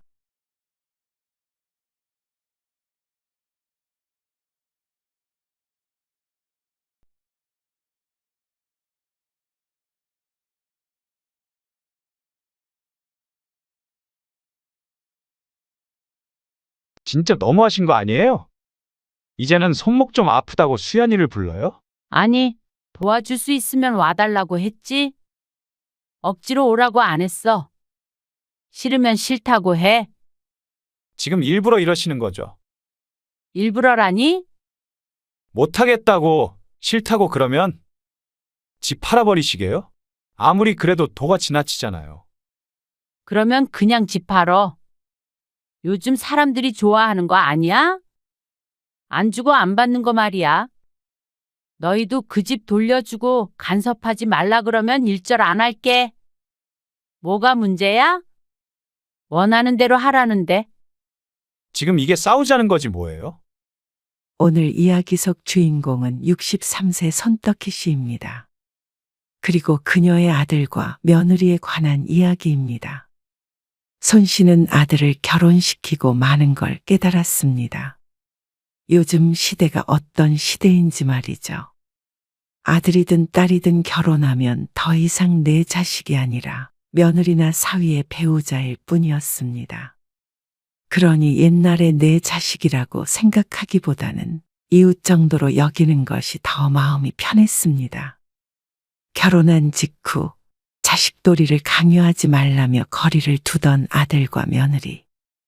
그래서 여러 사건들 이후로 자식들이 원하는 대로 해주자 싶었는데 정작 그런 아들 며느리는 부모의 금전적인 지원을 당연한 것으로 여겼습니다. 도움이 필요할 땐 가족, 필요 없을 땐 남이라는 아들 며느리가 괘씸해서 손 씨는 그대로 휘둘리고 싶지 않았습니다. 그래서 손절해버리기 전에 복수를 계획하게 되었습니다. 손 씨 부부는 아들이 하나 있었습니다. 딸이 하나 더 있었으면 했지만 아들 하나로 만족하며 살았습니다. 훗날 생각해보면 그때 역시 딸을 하나 더 낳았어야 했나 싶었죠. 하나 있는 아들 잘 키우기 위해 노력했습니다. 그리고 아들도 잘 커졌다고 생각했습니다. 아들의 이름은 구영석입니다. 올해 공부하다가 나이 30에 취직한 아들. 그리고 취직한 지 얼마 되지 않아서 3년간 연애했던 여자친구와 결혼하겠다고 했습니다. 좀 더 자리 잡으면 하는 게 좋지 않을까? 아들이 스스로 돈을 벌기 시작한 지 1년도 안 된 상태였습니다. 아직 늦은 나이도 아니니 조금 기다렸다가 하길 바랐습니다. 이미 3년이나 만났어요. 취직하면 결혼하기로 약속했고요. 결혼 자금이라도 마련하고 나서 하는 게 맞지 않냐? 같이 벌면 돼요. 아들은 손 씨 부부의 우려에도 결혼을 강행했습니다. 어차피 할 결혼 지금 하나 1년 뒤에 하나 똑같다며 말이죠. 아이고, 어째 그럼. 그렇게 꼭 하겠다는데 시켜야지. 남편은 골치 아파하면서도 그러라고 했습니다. 애도 아니고 30이나 먹었는데. 어련히 알아서 살겠어. 하지만 정작 손 씨 부부는 아들의 여자친구를 본 적도 없었습니다. 3년이나 사귀었는데 말이죠. 어쩌면 그것부터 이상하다고 생각해야 했을지도 몰랐습니다. 한두 해 만난 것도 아닌데 이름만 겨우 알고 있었습니다. 결혼은 아직 몇 년 남았다고 생각했기에 손 씨도 신경 쓰지 않았는데 그 여자친구가 손 씨의 며느리가 되는 것이었습니다. 얼굴이나 좀 봐야 하지 않겠어? 그러니까 어떤 사람인지 만나보지도 않았잖아. 아, 곧 데리고 올게요. 아들은 한참 뒤에 여자친구라며 며느리를 데리고 왔습니다. 아들보다 1살 어렸고 예쁘장한 외모의 말수는 없었습니다. 그래서인지 첫 만남은 1시간 만에 끝이 났습니다. 과일이라도 먹고 가지. 식사를 마친 뒤에 손 씨가 과일을 내오려고 일어나자 아들과 예비 며느리도 함께 자리에서 일어났습니다. 그런 아들네를 남편이 붙잡았는데 아들이 고개를 저으며 대답했습니다. 아니에요. 집에 데려다 줘야 해서. 먼저 일어날게요. 그리고 그 옆에서 예비 며느리는 말없이 고개만 살짝 숙였습니다. 그래. 그럼 다음에 보자. 그래도 첫 만남이기에 이런저런 물어보고 싶은 것도 있었고 좀 더 가까워지고 싶은 마음이 있었습니다. 그런데 식사만 하고 일어나 버린 아들과 여자친구. 빨리 가봐야 한다기에 손 씨는 다음을 기약했습니다. 결혼까지는 한참 남았으니 그 전에 볼 수 있는 날이 많다고 생각했죠. 그런데 손 씨 부부는 며느리를 결혼 전에 딱 한 번 더 볼 수 있었습니다. 상견례 때 말이죠. 여자친구의 아버지는 돌아가신 지 몇 년 되었고 예비 안사돈만 있었습니다. 그리고 혼자 딸을 키우느라 결혼 자금을 보탤 여력이 없다고 했습니다. 그러면 저희 집 옆동에 아파트가 한 채 더 있는데요. 거기서 살게 하심이 어떠실까요? 손 씨가 조심스럽게 운을 띄우자 사돈은 크게 기뻐했습니다. 아유, 그렇게 해주시면 저는 정말 감사하죠. 이달에 세입자가 나가는데 그때 리모델링만 조금 해서 들어가면 될 것 같아요. 그래서 리모델링과 다른 결혼 자금은 아들네가 알아서 하기로 하고 상견례는 끝이 났습니다. 내심 집을 해줘야 하나 생각은 하고 있었지만 실제로 그 집을 통째로 내줄 줄은 몰랐습니다. 아들이 미리 사돈네 형편에 대해서 언지를 주지 않았기 때문에 막연히 반씩하면 되지 않을까 생각하고 있었죠. 좋은 게 좋은 거지. 그렇다고 손 씨도 집을 준 것이 불만은 아니었습니다. 결혼하고도 가까이 살면 좋지 않겠나 싶었습니다. 큰 평수의 집은 아니었지만 신혼생활하기에는 딱 좋은 집이었습니다. 같이 저녁 식사나 한번 할까? 상견례가 있은 지 1달 정도가 되었을 때 손 씨의 남편이 아들에게 전화를 했습니다. 이제 가족이 될 사이니까 예비 며느리도 한 번 더 보고 싶었습니다. 하지만 아들은 난처하다는 듯이 중얼거렸습니다. 저녁 식사요. 좀 그런데. 언제 식사하는 건지 묻지도 않고는 좀 그렇다며 꺼리는 아들. 이런 반응이 돌아올 줄은 몰라서 남편도 당황을 했죠. 시간이 없어? 결혼 준비로 좀 바쁘네요. 그러냐? 알았다. 나중에 연락드릴게요. 그 뒤로 손씨 부부는 아들을 몇 번 보았지만 며느리는 볼 수 없었습니다. 그리고 결혼식 당일이 되어서야 만났기 때문에 며느리와 시부모 사이가 되기까지의 만남은 단 2번뿐이었습니다. 다들 이렇게 자식을 결혼시키나 싶었습니다. 주위에 보면 자식의 여자친구나 남자친구와 함께 자주 만나는 지인들도 있고 사위와도 가깝게 왕래하는 친구도 있었습니다. 그러니 손씨가 흔한 경우는 아닐 것 같았습니다. 여기서부터 무언가 잘못됐다는 것을 느꼈어야 했습니다. 하지만 아들이 결혼한 뒤로도 손씨 부부는 며느리와 좀 더 가까운 사이가 될 수 있을 거라는 환상을 가지고 있었습니다. 그야말로 환상뿐이었지만 말이죠. 어서 와. 피곤하지? 잘 계셨어요? 그럼 너희는 잘 갔다 왔니? 아들 내외가 신혼여행에서 돌아온 날 편한 차림으로 아들과 며느리가 손씨의 집으로 찾아왔습니다. 집에 들렸다가 온 모양이었습니다. 아들 내외가 거실에 앉았습니다. 여행은 재미있었어. 네. 엄청 예쁘더라고요. 손씨 부부와 아들 내외는 10분 정도 신혼여행에 대해서 이야기를 나누었습니다. 그리고 시간이 6시가 넘어가자 손씨가 자리에서 슬쩍 일어나며 물었습니다. 출출하겠다. 밥 먹어야지. 아들 내외 온다고 오후 내내 준비를 했습니다.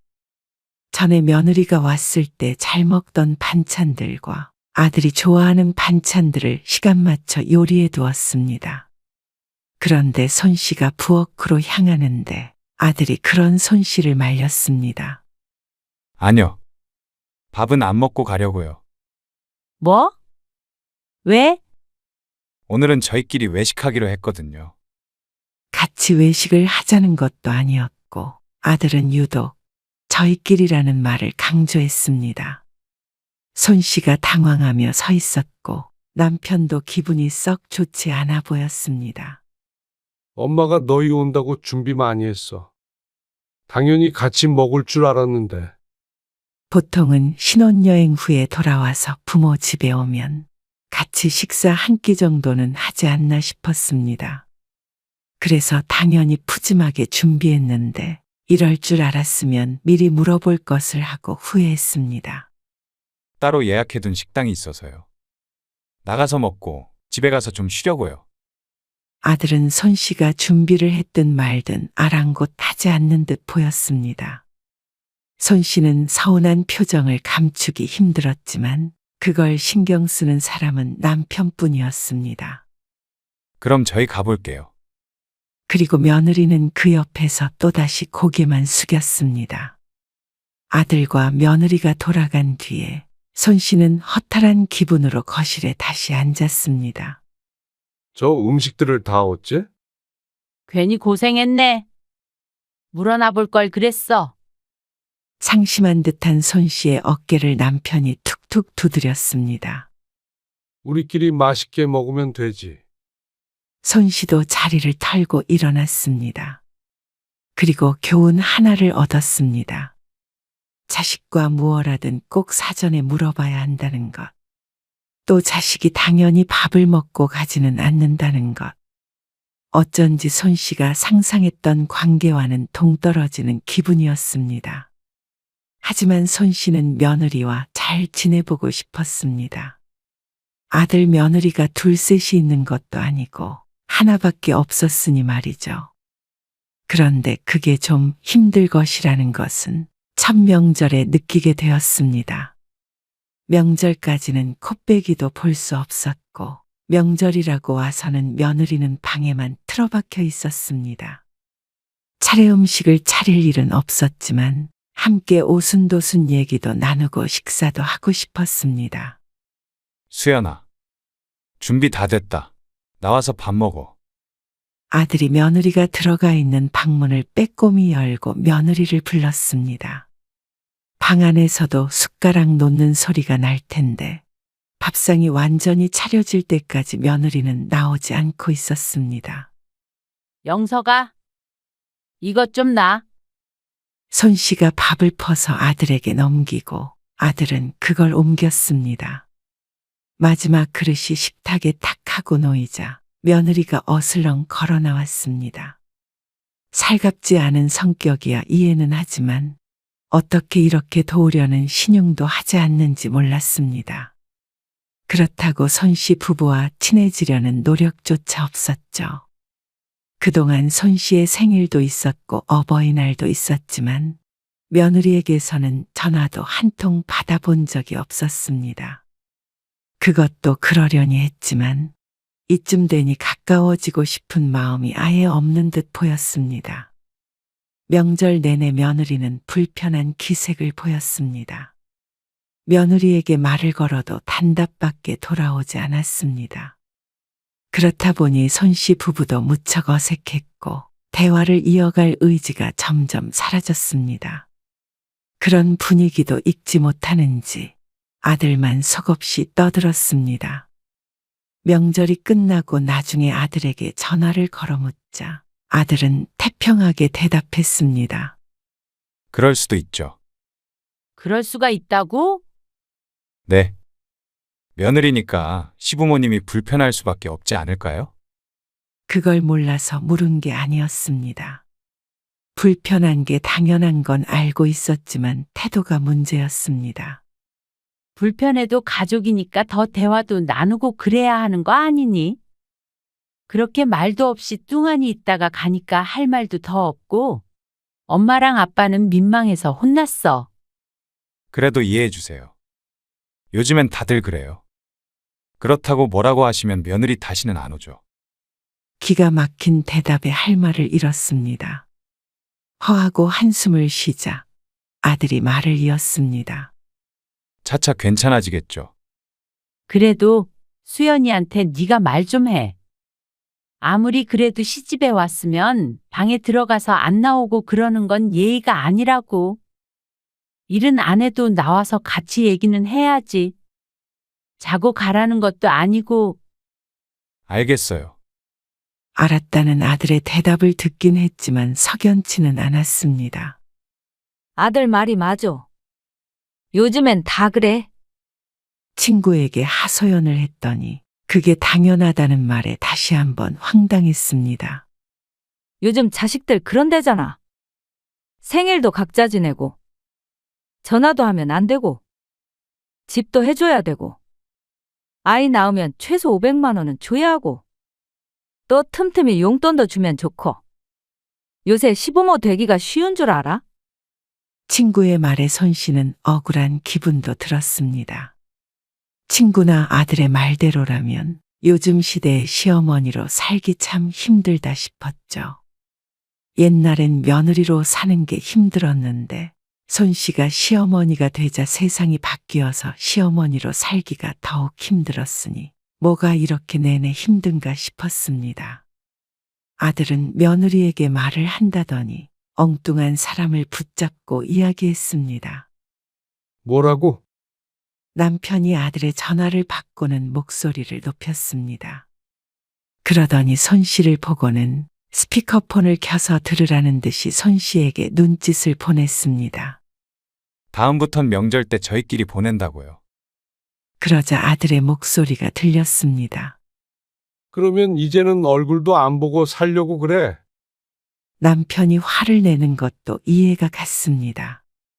여태 아들네 부부가 손 씨네 집에 온 것도 손에 꼽혔고 손 씨 부부는 단 한 번도 신혼집에 초대받은 적이 없었습니다.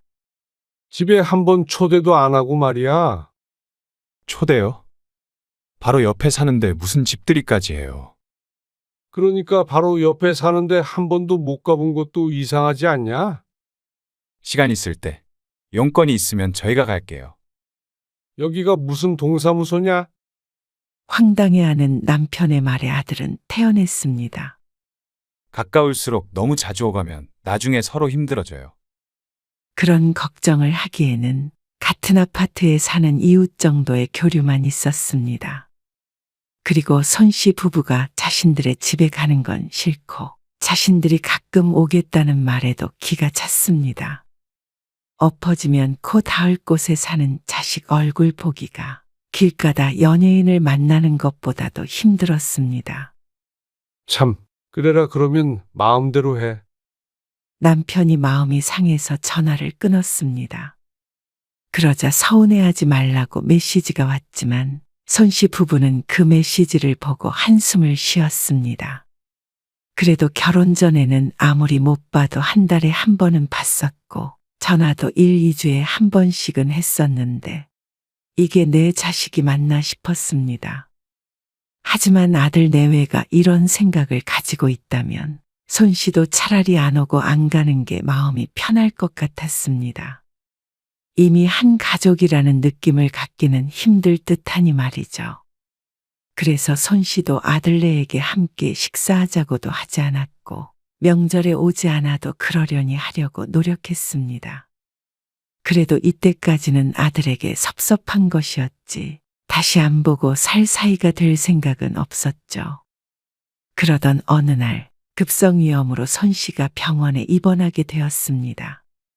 당신은 출근해야 되니까 얼른 가. 내일 올게. 아니야. 뭘 와?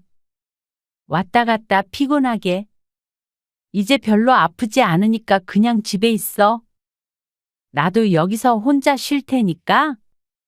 입원하고 이틀 내내 퇴근 후에 온 남편을 손씨가 보냈습니다.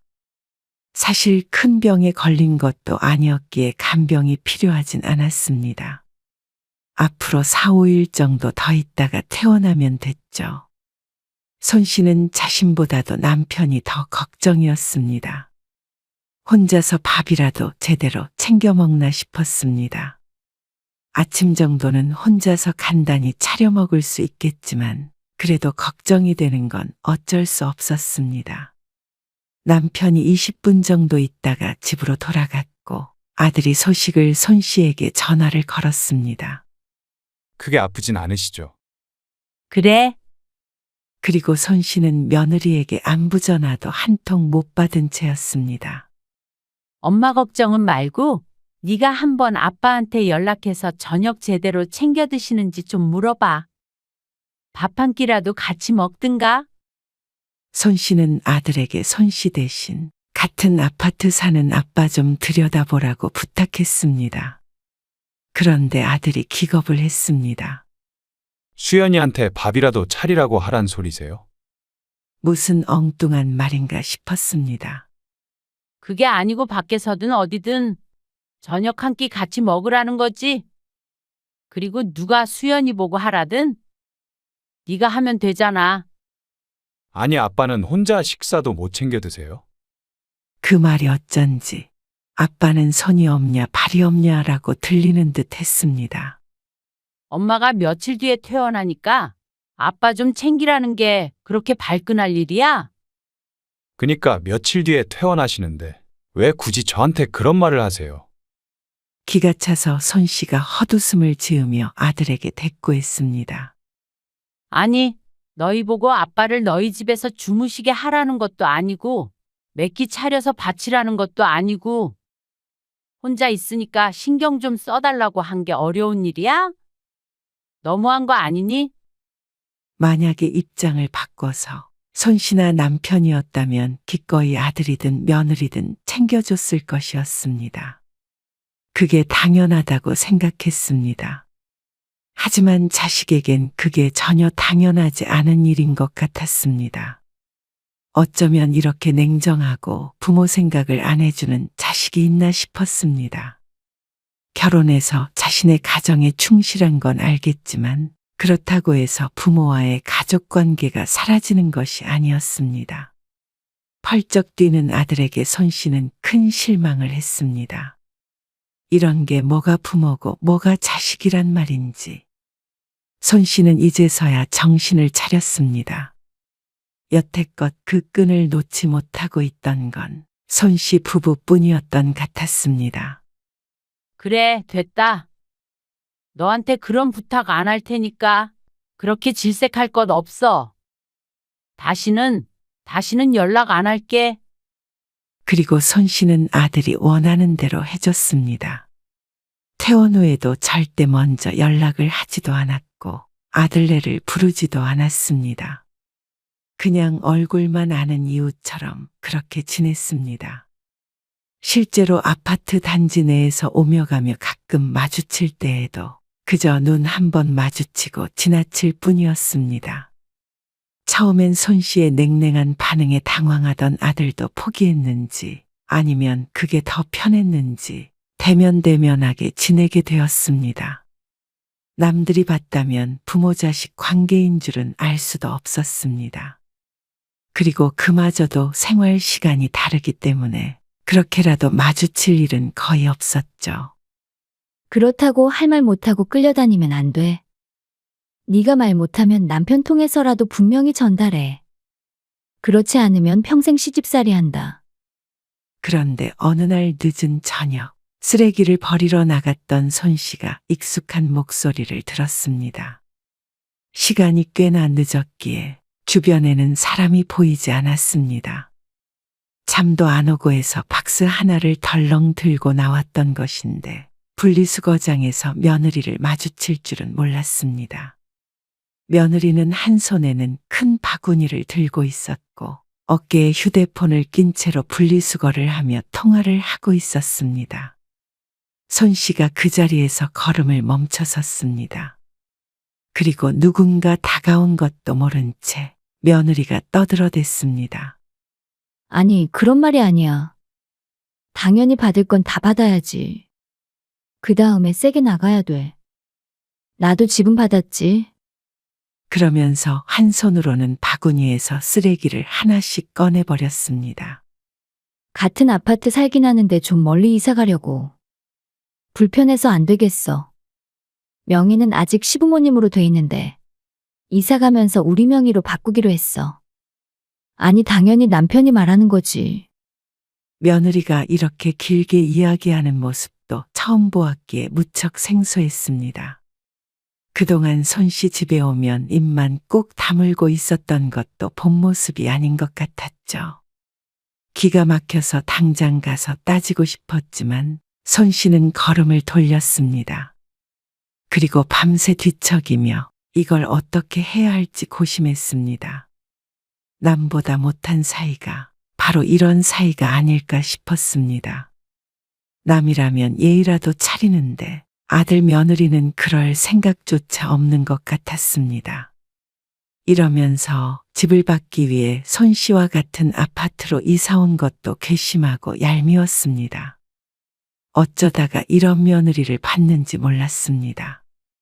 그렇다고 온전히 며느리 때문이라고 생각하지도 않았습니다. 손뼉도 마주쳐야 소리가 나는 법이니 말이죠. 그동안 아들이 했던 말들이 떠올랐습니다. 그것도 아들의 진심이었겠죠. 다음 날 손 씨는 아들과 며느리를 집으로 불렀습니다. 바쁘다는 걸 중요한 말을 해야 한다며 억지로 오게 했습니다.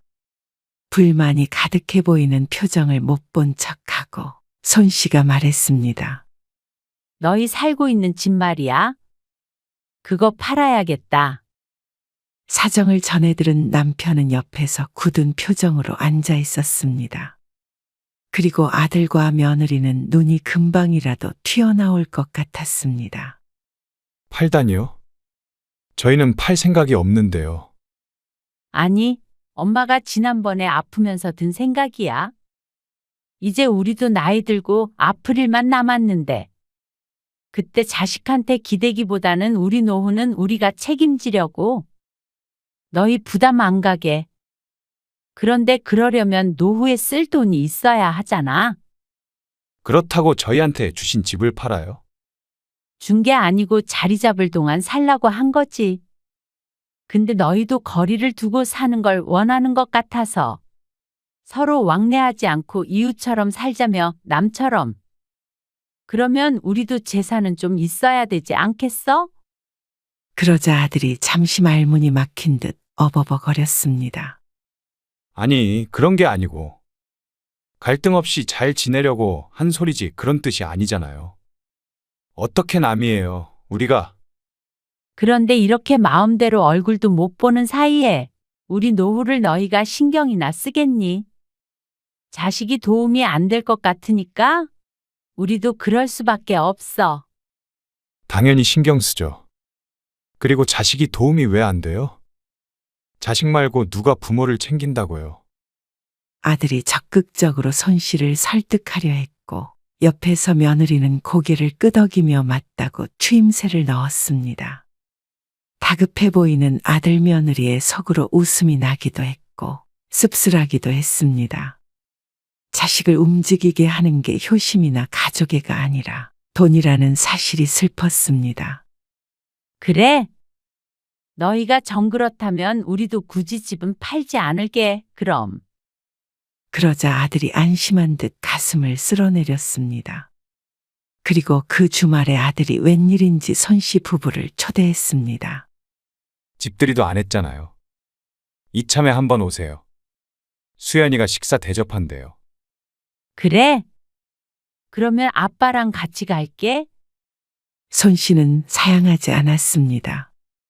그리고 주말이 됐을 때 아들네 집으로 갔습니다.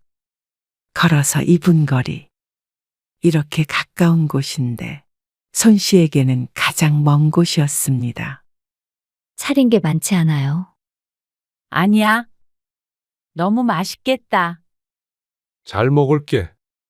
손씨와 남편은 밥을 먹고도 한참을 앉아 있었습니다. 왜 이리 안 가고 있지? 하는 표정으로 안절부절하지 못하는 며느리가 뻔히 보이는데도 눈치 없는 사람처럼 2시간은 더 앉아 있다가 느지막한 시간에 일어났습니다.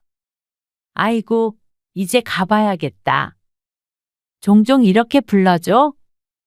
우리 며느리가 이렇게 요리를 잘하는지 몰랐네. 아, 네. 그럼요. 그 표정이 얼마나 괴로워 보이는지. 그리고 손씨는 그날부터 시도 때도 없이 아들네 집에 찾아갔습니다. 오늘 너희 아빠 늦게 들어온 데서 여기서 밥 얻어먹으려고. 여기서요? 연락도 없이. 마침 저녁을 먹으려고 했는지 아들네 식탁에는 밥이 차려져 있었습니다. 코앞인데 무슨 연락까지 해. 수저 하나만 더 올리면 되잖아. 황당해 보이는 아들 며느리는 아랑곳 앉고 식탁 앞에 앉았습니다. 밥 좀 줄래? 며느리가 고장난 로봇처럼 삐그덕거리며 밥을 퍼왔고 손씨는 태연하게 숟가락을 들었습니다. 그리고 말없이 찾아가는 것은 기본이었고 틈만 나면 아들 내외를 불렀고 며느리나 아들을 따로 부를 때도 있었습니다. 반찬 만들어놨으니 가져가라며 부르기도 했고 같이 마트에 가자고 전화할 때도 있었죠. 처음에는 억지로라도 장단을 맞춰주던 아들과 며느리도 그게 1달 넘게 지속되자 도저히 참을 수 없었는지 폭발해버렸습니다. 진짜 너무하신 거 아니에요? 손씨가 영문을 모르겠다는 듯이 쳐다보자 아들이 화를 냈습니다. 이제는 손목 좀 아프다고 수연이를 불러요? 옆에 서 있는 며느리도 얼굴이 울그락불그락했습니다. 아니, 도와줄 수 있으면 와달라고 했지? 억지로 오라고 안 했어. 싫으면 싫다고 해. 지금 일부러 이러시는 거죠? 일부러라니? 못하겠다고, 싫다고 그러면 집 팔아버리시게요? 아들도 손씨의 속내를 진작에 눈치챈 듯 했습니다. 아니, 너희가 그렇게 하자고 한 거 아니었어? 아무리 그래도 도가 지나치잖아요. 그러면 그냥 집 팔자? 요즘 사람들이 좋아하는 거 아니야? 안 주고 안 받는 거 말이야. 너희도 그 집 돌려주고 간섭하지 말라 그러면 일절 안 할게. 뭐가 문제야? 원하는 대로 하라는데. 지금 이게 싸우자는 거지 뭐예요? 내가 너희 머리채를 잡은 것도 아니고 가까이 살면서 부모 자식 간에 자주 보자는 건데 뭐가 싸우자는 거야? 너희도 자식 노릇 한다며? 이렇게까지 하는 자식이 어디 있어요? 그래. 그러니까 우리도 필요 없대도. 우리도 알아서 살게 그럼. 근데 자식 노릇은 하기 싫고 집은 달라는 거면 너희가 양심이 없는 거지?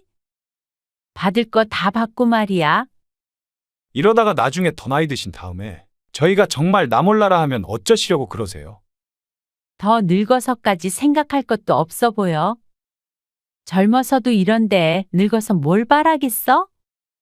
강제적으로 할 생각 없으니까 너희가 선택해. 그러자 아들이 잠시 말문이 막힌 듯 보였습니다. 올 듯한 며느리를 한 번 보더니 그래도 이렇게는 못한다고 며느리를 데리고 나가버렸습니다.